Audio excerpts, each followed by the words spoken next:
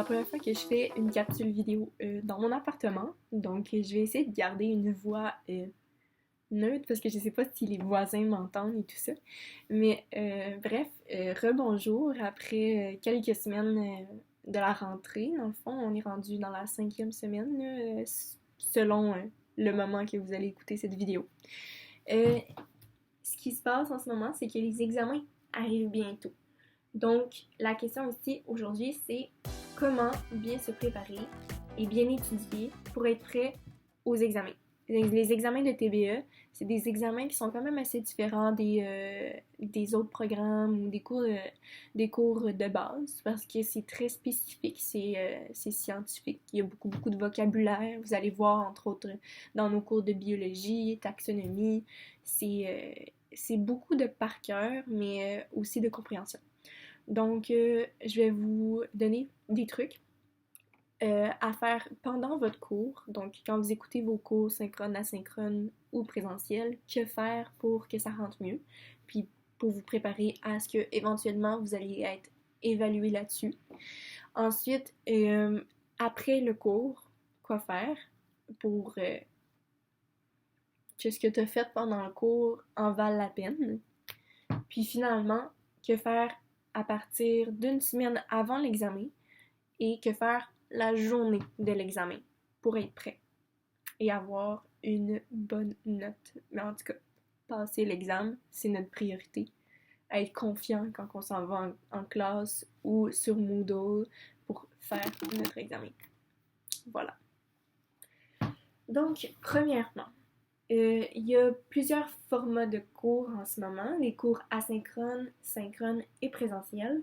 Puis on doit s'adapter selon le cours quand on prend nos notes. Parce que la prise de notes, c'est ce qui va être le plus essentiel pour après, quand vous allez devoir réétudier, si vous voulez comprendre ce que vous avez écrit, si vous voulez vous rappeler de chaque détail de la bonne façon, et ne pas avoir une charge trop lourde à la dernière minute. Donc, en faire le plus possible, le plus tôt possible. Pour un cours synchrone, c'est sûr que ça va plus vite. Ou présentiel, même chose. Parce que le professeur est devant toi. Tu ne peux pas faire pause, tu peux pas avancer ni reculer. Donc, tu dois prendre les notes à la vitesse du cours si tu veux pas manquer de la matière.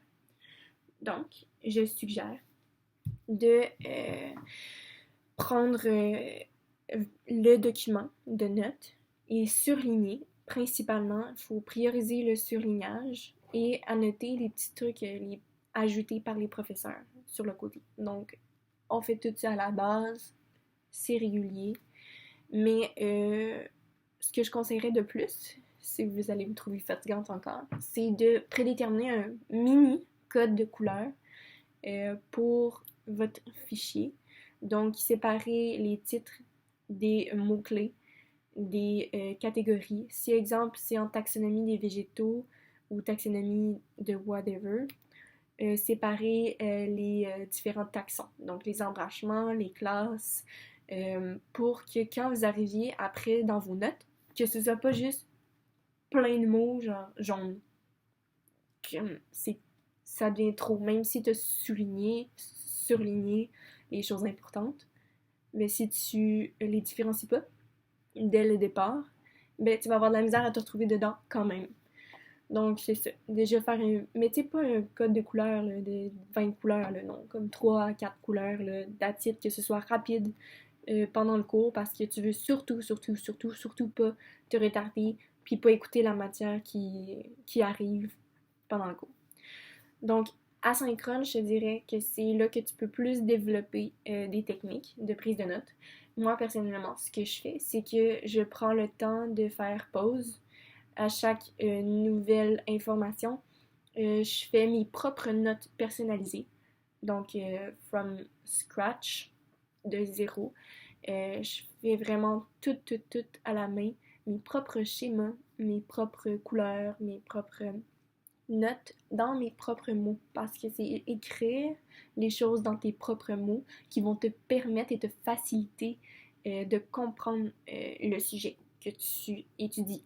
Parce que t'as beau écrire ou surligner tel vocabulaire, mais si tu l'écris et tu prends le temps de l'écrire à ta façon, mais c'est ça qui va faire en sorte que ça va rentrer dans ta tête. Mais ça, tout le monde le sait.